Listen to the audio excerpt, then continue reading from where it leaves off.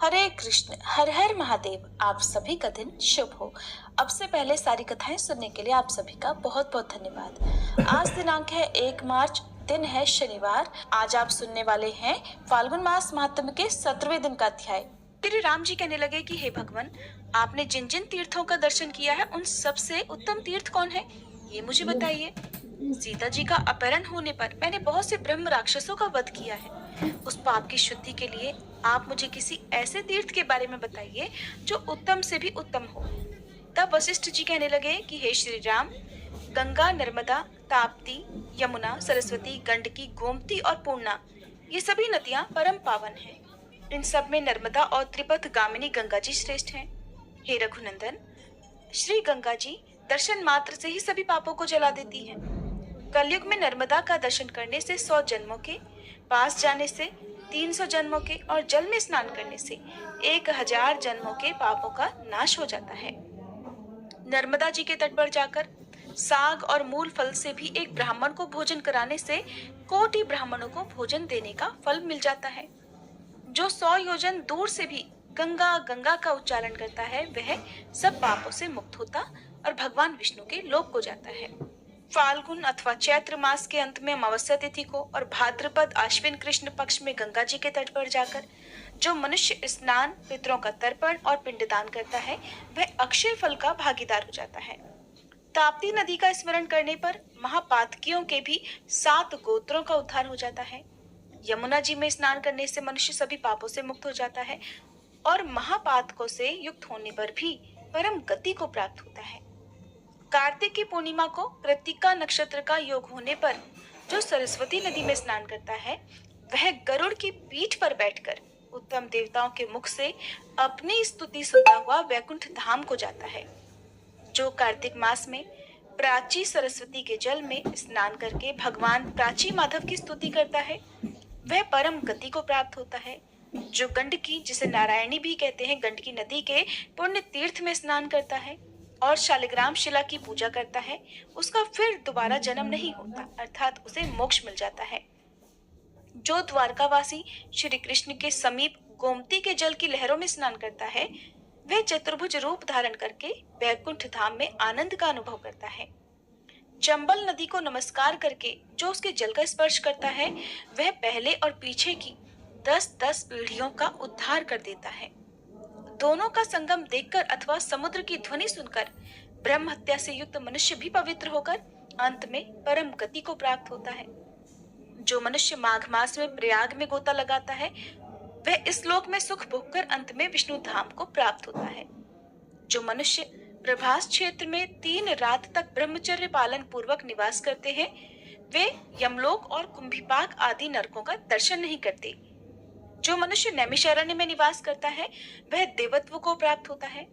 हे रघुनंदन, जो मनुष्य कुरुक्षेत्र में चंद्र ग्रहण और सूर्य ग्रहण के अवसर पर स्नान करके स्वर्ण दान करता है उसका इस लोक में पुनर्जन्म नहीं होता। जो मनुष्य इस पृथ्वी पर कपिला गौ का स्पर्श करने के बाद दान देता है वह कामधेनु गौओं के निवासभूत ऋषि लोक को जाता है। जो वैशाख मास में उज्जैनीपुरी में क्षिप्रा नदी के जल में स्नान करता है वह अपने सहस्त्रों पूर्वजों को घोर रौरव नरक से छुटकारा दिला देता है। जो मनुष्य 3 दिनों तक सिंधु नदी अथवा समुद्र में स्नान करता है वह सभी पापों से शुद्ध चित्त होकर कैलाश में आनंद भोगता है। कोटि तीर्थ में स्नान करके कोटीश्वर शिव का दर्शन करने वाला मनुष्य कहीं भी ब्रह्म हत्या आदि पापों से लिप्त नहीं होता। महान अपवित्र स्थान में जाने वाले अज्ञानी जीव भी अगर भगवान के चरणों से प्रकट हुई गंगा जी के जल का पान कर ले तो उनका सभी पाप नष्ट हो जाता है। जो मनुष्य सूर्योदय काल में वेदवती नदी में स्नान करता है वह सब रोगों से मुक्त होकर उत्तम सुख का भागी होता है। हे रघुनंदन, प्रायः सभी तीर्थ स्नान, जलपान अथवा गोता लगाने से अनायास ही मनुष्यों के सब पापों का नाश कर देते हैं।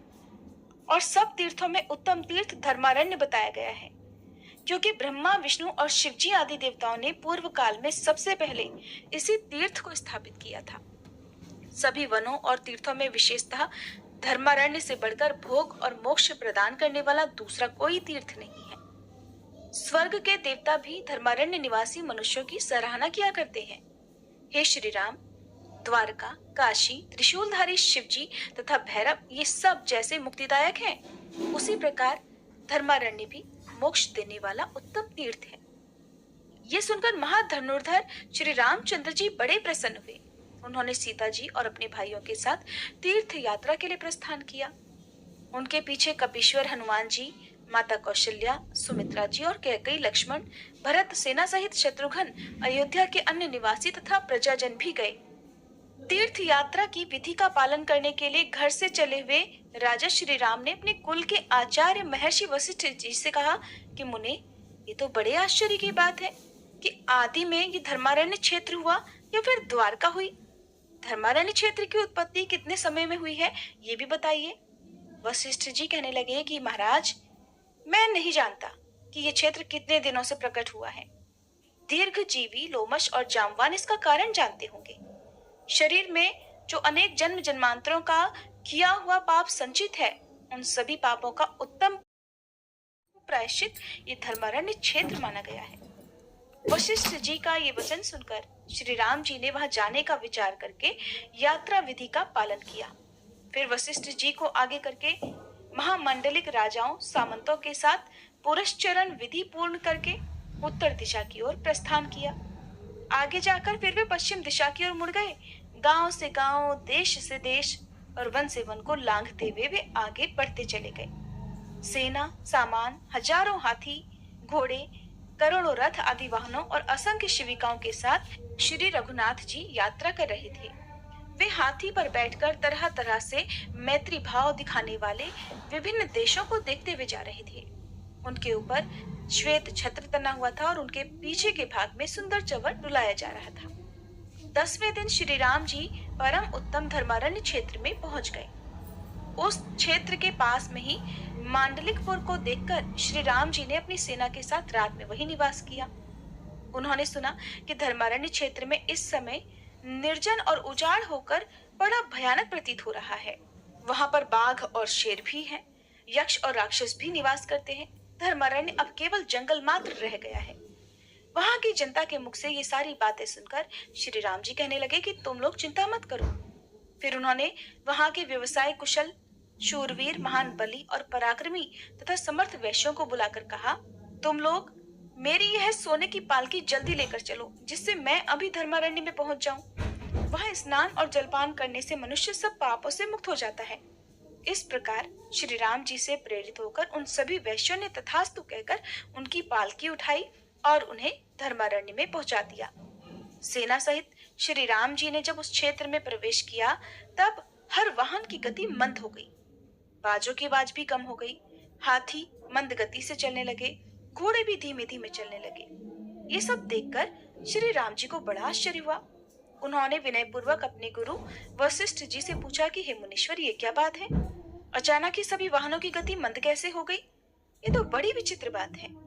तब तीनों कालों की बात जानने वाले मुनि वशिष्ठ जी कहने लगे कि हे श्री राम, अब धर्मारण्य क्षेत्र आ गया। इस पुरातन तीर्थ में पैदल यात्रा करनी चाहिए।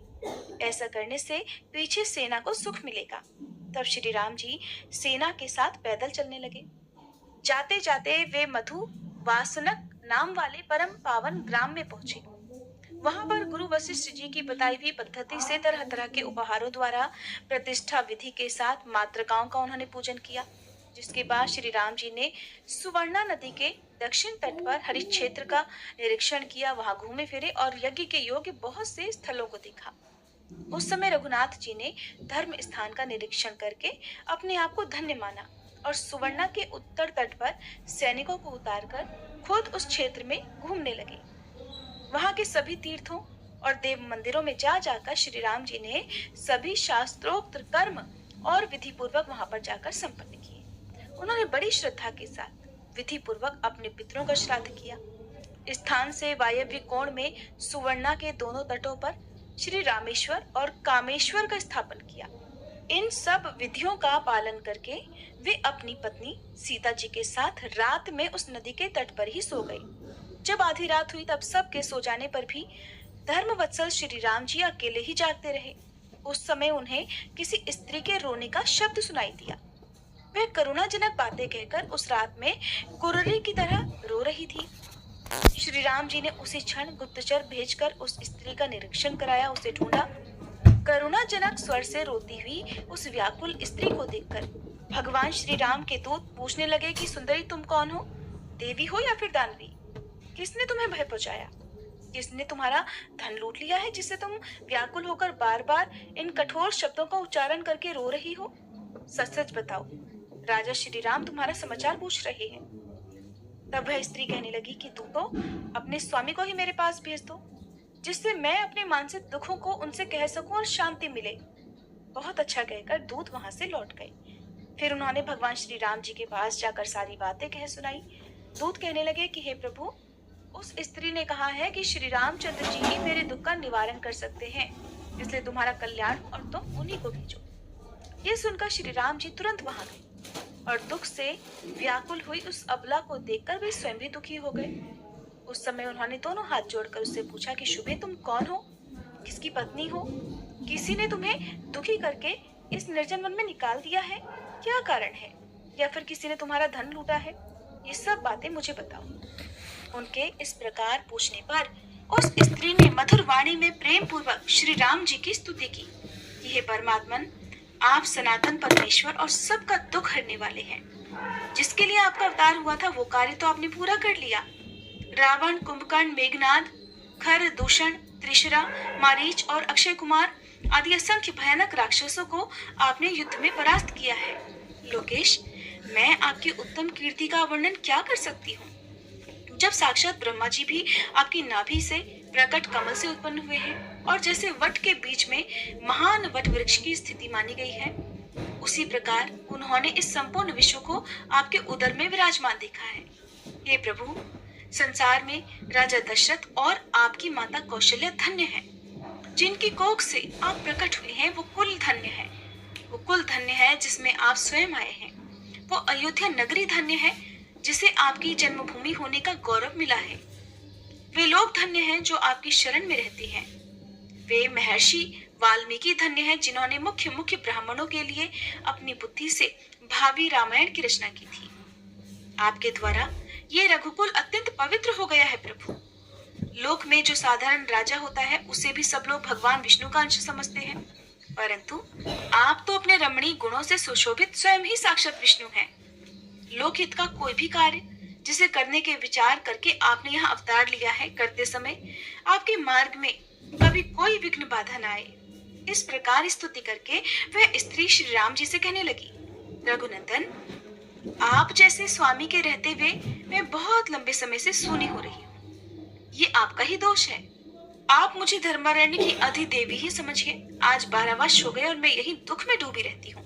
महामते, आज से आप यहाँ की निर्जनता, ये सूनापन दूर कर दीजिए। इस तीर्थ में निवास करने वाले ब्राह्मण लोहासुर के भय से सब दिशाओं में भाग गए हैं। उन्हीं के साथ सभी वैश्य भी दुखी होकर अलग अलग जगहों में चले गए हैं। यद्यपि देवताओं ने यहाँ आक्रमण करके उस महामायावी दुर्जय और दुर्धर्ष दैत्य को मार डाला है, फिर भी उसके भय से अत्यंत शंकित रहने वाले मनुष्य अब तक यहाँ से गए वो लौटकर कभी नहीं आ रहे। 12 वर्ष बीत गए। यहाँ का हर घर अनाथ की तरह सुनसान पड़ा है। जिस बावली में स्नान और दान करने के लिए हमेशा तत्पर लोगों की भीड़ लगी रहती थी, उसी में अब सुअर कूदा करते हैं। जहाँ ब्राह्मण लोग निरंतर सामवेद का गान करते थे, वहाँ अब सियारिनों के अत्यंत भयंकर शब्द सुनाई देते हैं। जहाँ घर घर में अग्निहोत्र का धूम दिखाई देता था, वहीं अत्यंत भयंकर दावानल धुएं के साथ दिखाई देता है। जिस सभा मंडप में मंत्र जप करने वाले ब्राह्मण कभी बैठा करते थे, वहीं पर अब गवय, रीछ और स्याही आदि जीव बैठा करते हैं। यहाँ जो ऊंची ऊंची यज्ञ की चौकोर वेदियां बनी हुई थी, वे अब बांबी की मिट्टी के ढेर से घिरी हुई दिखाई देती है। हे राजा श्री राम, अब मेरा निवास स्थान इस दशा को पहुंच गया है। यहाँ से जो भी ब्राह्मण चले गए थे, मुझे इसका बहुत भारी दुख है। हे राजन, हे प्रभु, अब मुझे इस संकटपूर्ण अवस्था से आप उबार लीजिए। तब भगवान श्री राम जी बोले कि आपके ब्राह्मण चारों दिशाओं में चले गए हैं। मैं न तो उनकी संख्या जानता हूँ, न ही उनके नाम गोत्र से मेरा परिचय है, इसलिए उनकी जाति और गोत्र के विषय में आप यथार्थ रूप से मुझे बताइए, जिससे मैं उन सबको यहाँ लाकर अपने अपने स्थान पर बसा सकूं। तब श्री माता कहने लगी कि हे राजन, ब्रह्मा, विष्णु और शिवजी ने जिन्हें यहाँ स्थापित किया था, वे वेदों के पारंगत विद्वान ब्राह्मण 18,000 की संख्या में यहाँ पर रहा करते थे। तीनों वेदों की विद्या में उनकी बड़ी ख्याति है। वे प्रतिष्ठित ब्राह्मण 64 गोत्रों के हैं। उनके साथ 36,000 वैश्य थे, जो धर्मपरायण, सदाचारी और ब्राह्मणों की सेवा में सदा लीन रहा करते थे। जहाँ संज्ञा रानी के साथ राजा बकुलादित्य नाम से विख्यात भगवान सूर्य विराजते हैं, जहाँ दोनों अश्विनी कुमार हैं, जहाँ व्यय की पूर्ति करने वाले साक्षात कुबेर हैं, वही ये धर्मारण्य क्षेत्र है जिसकी अधिष्ठात्री देवी मैं मानी गई हूँ। यहाँ की भट्टारिका अर्थात मैं यहाँ की स्वामिनी हूँ। श्री सूत जी कहते हैं कि उस स्थान के जो आचार और वहां रहने वालों के जो कुलाचार थे, उन सब प्राचीन वृत्तांतों को श्री माता ने श्री राम जी के आगे निवेदित कर दिया। उनकी बात सुनकर श्री रघुनाथ जी को बड़ी प्रसन्नता हुई। प्रभु कहने लगे कि आपने मुझे सच सच बातें बताई हैं, इसलिए मैं इसी नाम से यह नगर बसाऊंगा। ये नगर तीनों लोकों में उत्तम सत्य मंदिर के नाम से विख्यात होगा। ऐसा कहकर श्री राम जी ने अपने 1,00,000 सेवकों को ब्राह्मणों को बुला लाने के लिए भेज दिया और कहा कि जिस देश, प्रदेश, नदी, तट, वन अथवा गांव में जहां जहां धर्मारण्य निवासी ब्राह्मण गए हो, वहां वहां से अर्घ, पाद्य आदि के द्वारा उनकी पूजा करके, उनका भली भांति सम्मान करके उन्हें शीघ्रता पूर्वक तुम यहाँ पर बुला कर लाओ। मैं तभी यहाँ पर भोजन करूंगा जब उन श्रेष्ठ ब्राह्मणों के दर्शन कर लूंगा।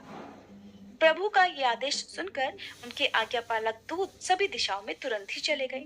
उन्होंने सभी ब्राह्मणों को खोज निकाला और उन्हें पाकर सबके सब बड़े प्रसन्न हुए। फिर उन्होंने शास्त्रोक्त विधि विधान से अर्घपाद्य आदि के द्वारा उन सब का पूजन किया। उन सभी ब्राह्मणों की स्तुति की, विनय युक्त बर्ताव करते हुए श्री राम जी का अनुरोध सुनाकर उन सबको धर्मारण्य चलने के लिए आमंत्रित किया।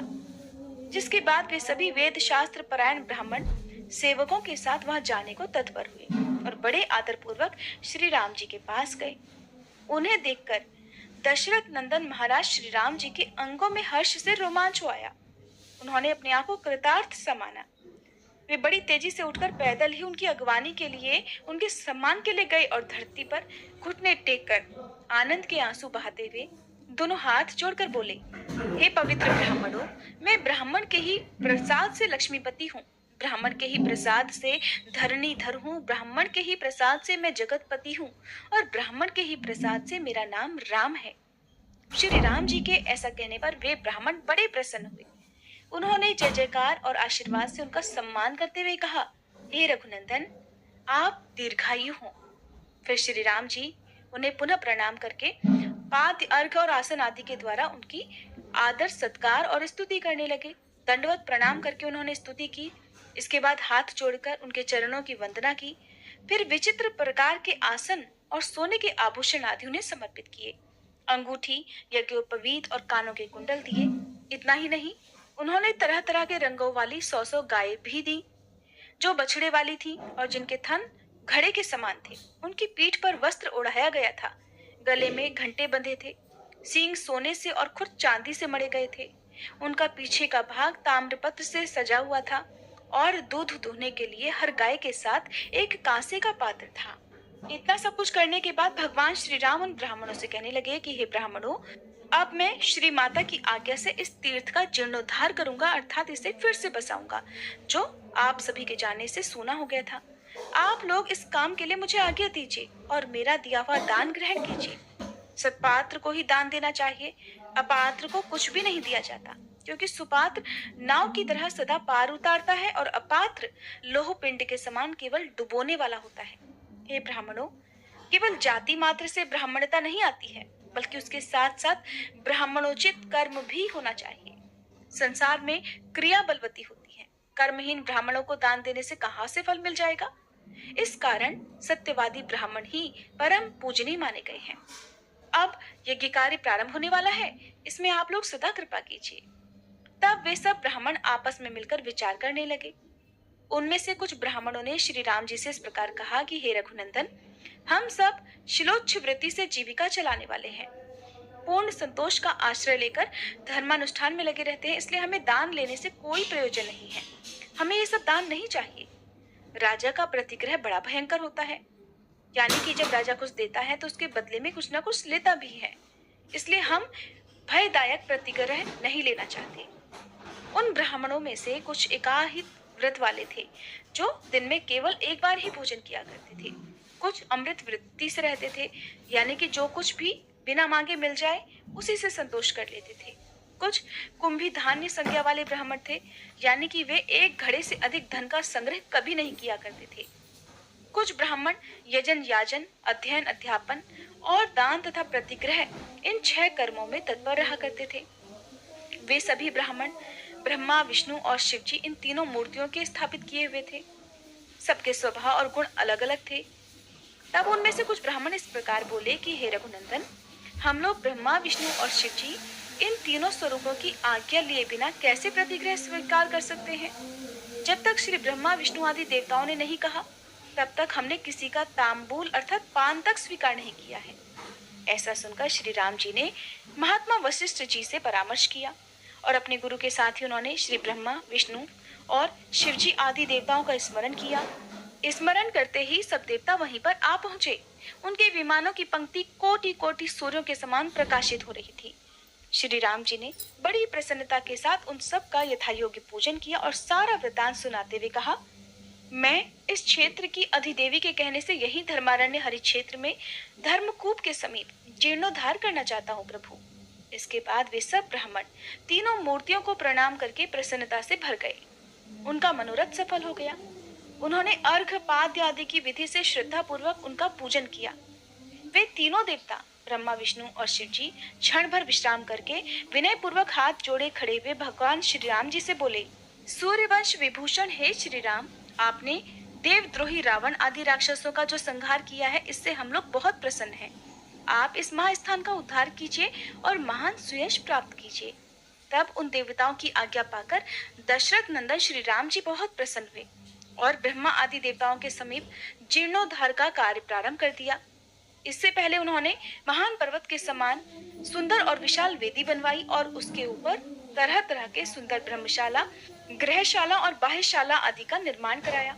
उन शालाओं में यथास्थान खजाना और घर के काम में आने वाली आवश्यक उपयोगी वस्तुओं का संग्रह किया गया। कोटि कोटि स्वर्ण मुद्राओं और रस तथा वस्त्र आदि से वे शालाएं भर गईं। उनमें धन, धान्य, समृद्धि और सभी प्रकार के धातुओं का भी संग्रह कर लिया गया। ये सब करके भगवान श्री राम जी ने ब्राह्मणों को दान दिया। उन्होंने एक एक ब्राह्मण के लिए 10-10 दूध देने वाली गौवें दी। उन्होंने वेद वेत्ता ब्राह्मणों के लिए 4004 गांव दिए। ब्रह्मा, विष्णु और शिव जी, इन तीनों देवताओं ने उन्हें स्थापित किया था, इसलिए संसार में त्रिविद्य नाम से उनकी ख्याति हुई। इस प्रकार ब्राह्मणों को वह परम अद्भुत दान दिया। मंडलों में जो उत्तम शूद्र वैश्य वृत्ति से जीविका चला रहे थे, उनकी संख्या 1.25 लाख थी।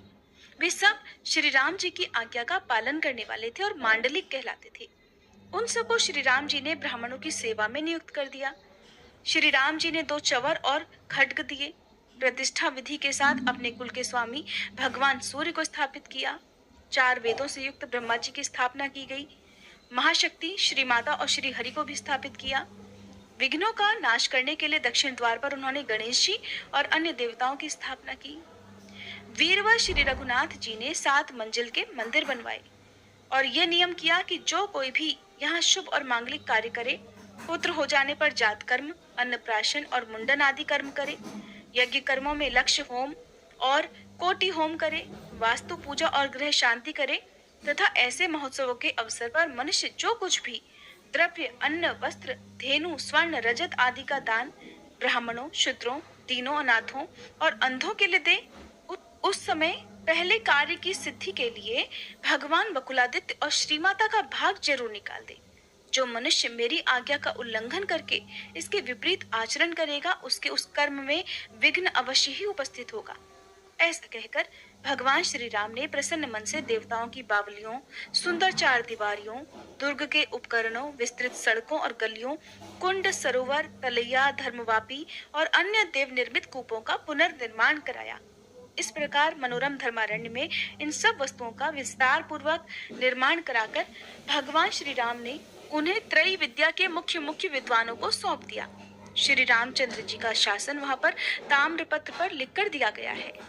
वहां उसको जो लोप करेगा उसके पूर्वज नरक में पड़ेंगे। और आगे उसके कुल में संतति नहीं होगी, अर्थात वे निस्संतान रहेंगे। इसके बाद श्री राम जी ने पवन पुत्र हनुमान जी को बुलाकर कहा कि हे महावीर वायु कुमार, तुम्हारी भी पूजा होगी। तुम इस क्षेत्र की रक्षा करने के लिए यहाँ पर निवास करो। हनुमान जी ने प्रणाम करके प्रभु की आज्ञा को शिरोधार्य किया। इस प्रकार उस तीर्थ का जीर्णोद्धार किया गया। श्री माता का पूजन करके वे अन्य तीर्थों में जाने को उद्यत हुए। श्री ब्रह्मा आदि देवता भी श्री राम जी को आशीर्वाद देकर अपने अपने लोक को चले गए। जय भोलेनाथ। आज की कथा में बस इतना ही। इसके आगे का वृतांत आप सब आने वाले अध्याय में जरूर सुनिएगा।